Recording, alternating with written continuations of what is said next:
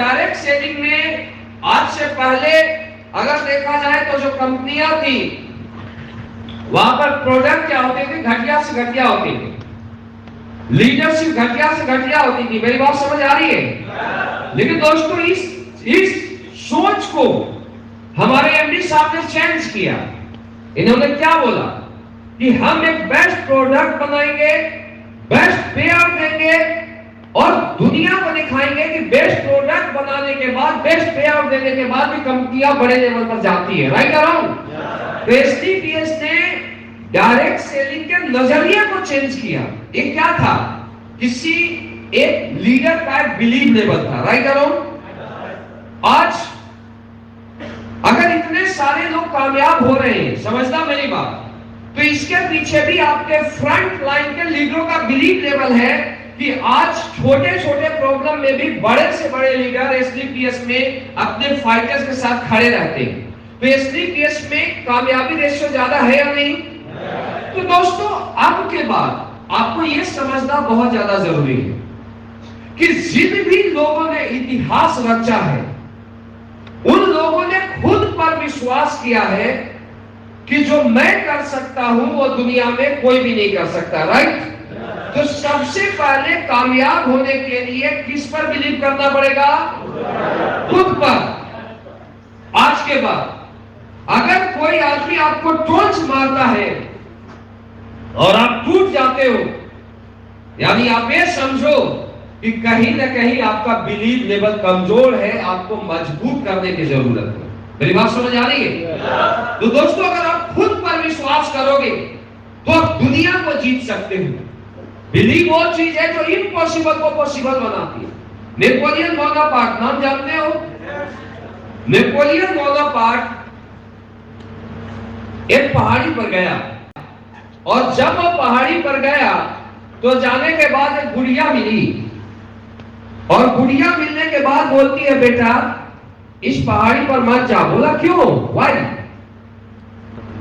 बोला आज तक इस पहाड़ी से पर जो भी गया वो वापस घूम के नहीं आया। तो नेपोलियन बोनापार्ट बोला कि अब तक मैं हो सकता था नहीं जाता, लेकिन अब मैं जरूर जाऊंगा। और माताजी मेरा विश्वास है कि मैं इस पहाड़ी पर जाऊंगा और मैं वापस आऊंगा और वापस आने के बाद आप अपने गांव वाले को लाना, मेरा वेलकम करना और पहला माला मैं आपसे पहनूंगा।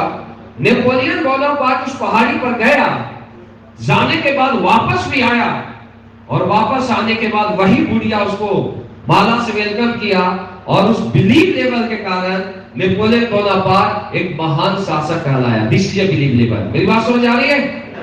तो डियर फ्रेंड्स, आपको कामयाब होने के लिए सबसे पहले अगर चक्रवर्ती सम्राट बनना है तो आपको खुद पर विश्वास करना पड़ेगा।